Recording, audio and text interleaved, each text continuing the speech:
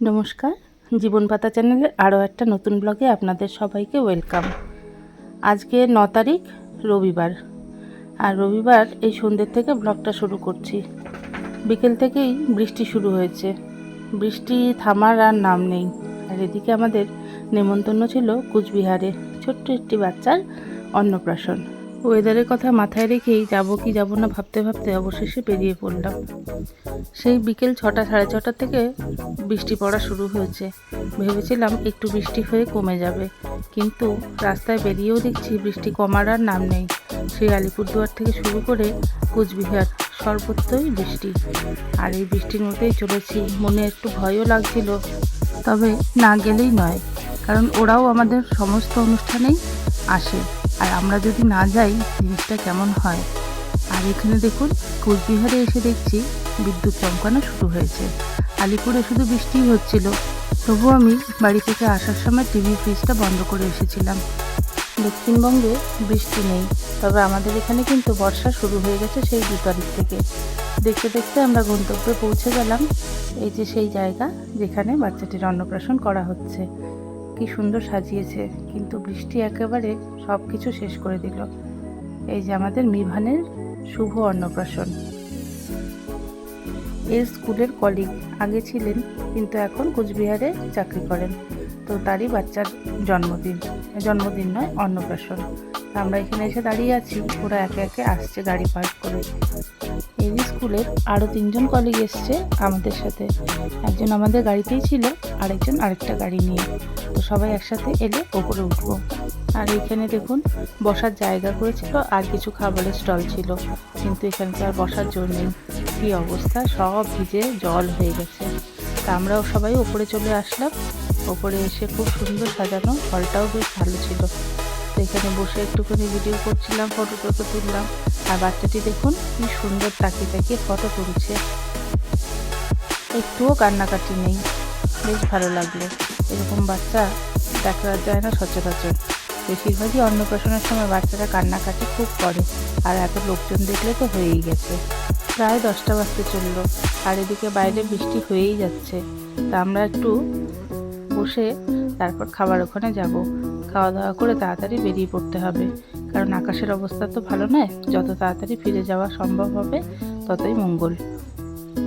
এখানে যারা যারা এসছে তারা মোটামুটি প্রত্যেকেই অল্প স্বল্প হলেও ভিজেছে, তবে কি আর করা যাবে, প্রকৃতির কাছে আমরা সবাই নিরুপায়।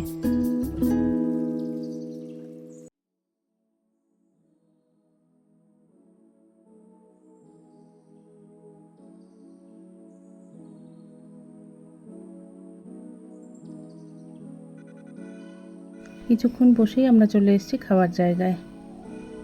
খাওয়া দাওয়া করে নেব। এখন একটু বসে আছি, ব্যাচ খালি হয়নি পুরোটা, ওইদিকে ব্যাচ চলছে এখনো।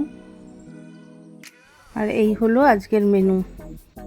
আমি আর মন একটা টেবিলে বসেছিলাম, আর বসেছিল পপোকে নিয়ে ওদের স্কুলেরই বন্ধুদের সাথে।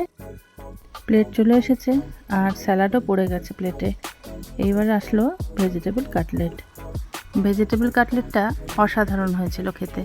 তো শুরুটাই যদি ভালো হয় এত, তাহলে শেষটাও অবশ্যই ভালোই হবে।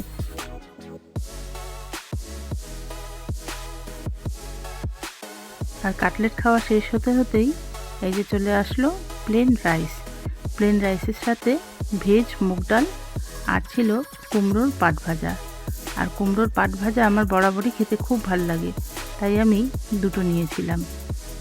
এরপর ছিল সর্ষে দিয়ে কাতল মাছ।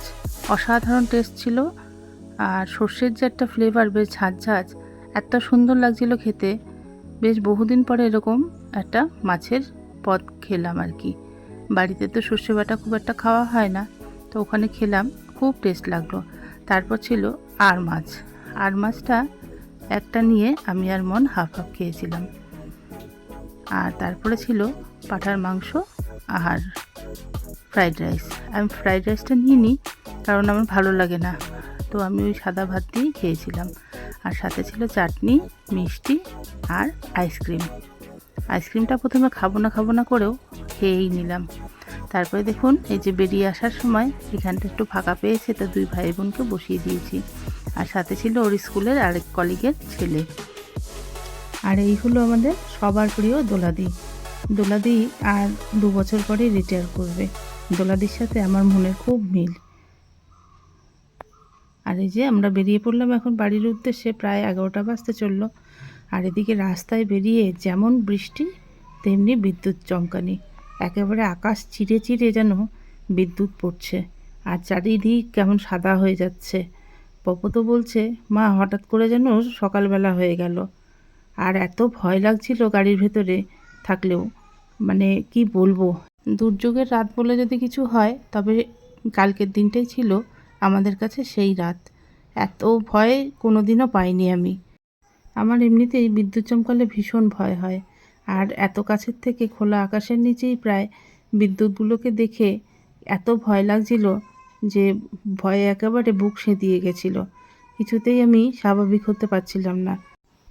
কিন্তু একজন গাড়ি চালালে পাশে বসে তো আর এইভাবে প্যানিক করাও চলে না, তাই না? যে চালাবে তারও তো অসুবিধা হয়। আর না, এই রাস্তায় এক জায়গায় একটা বড় পিলার মতন ছিল। আমার মনে হয় কারেন্টের খুঁটি ছিল সেটা, কিন্তু তার লাগানো ছিল না, মানে নতুন সংযোগ হচ্ছে হয়তো। তো সেইটা কোনোভাবে মাটি আলগা হয়ে একদম হেলে পড়েছিল রাস্তায়। আর একটু হলেই গাড়ির মধ্যে লেগে যেত। ঠিক মানে সঠিক সময়ে গাড়িটা সরিয়ে নিয়েছে। তারপর যতটা আলিপুরদুয়ারের দিকে আসছি, আস্তে আস্তে দেখলাম বৃষ্টিটা একটু কমেছে। তারপর আমারও মনে হলো যে ধরে প্রাণ এলো। তো যাই হোক, আমরা প্রায় আলিপুরে ঢুকে গেছি। আর কিছুক্ষণ পরে বাড়ি পৌঁছে যাব। তো দোলাদির বাড়িতে নামিয়ে দেব, তারপর আমরা বাড়ি চলে যাব। আজকের ডিসিশনটা খুব ভুল নিয়েছিলাম, কারণ বর্ষাকাল, বৃষ্টির তো কোনো ঠিক ঠিকানা নেই। বৃষ্টি তো হবেই, তাই না? আর এইরকম ওয়েদারে এতটা দূর ড্রাইভ করে যাওয়া আসা, তাও আবার রাত্রিবেলায়, বিপদ যে বড় হয়নি এটাই অনেক। ঠাকুরের কাছে সেটাই আমাদের অনেক অনেক ধন্যবাদ যে আমরা সেরকম কোনো বিপদের মুখে পড়িনি, অল্পের ওপর দিয়ে বেঁচে গেছি। আর এই যে আমাদের বাড়ির সামনের রাস্তা দেখুন, বৃষ্টি হলে এখানে প্রচুর জল হয়, তবে এবার আর দেখছি না খুব একটা জল হয়েছে। আসলে নালা টালাগুলো সেদিনই পরিষ্কার করা হয়েছে, হয়তো সেই জন্য সেই পরিস্থিতিটা এখনও আসেনি। তবে বর্ষাকাল আরও তো হবে, তখন দেখা যাক কি হয়। তাহলে আজকের মতন ব্লগটা এখানেই শেষ করছি। আপনারা সবাই ভালো থাকবেন, সুস্থ থাকবেন। দেখা হবে আবার একটা নতুন ব্লগে। টাটা।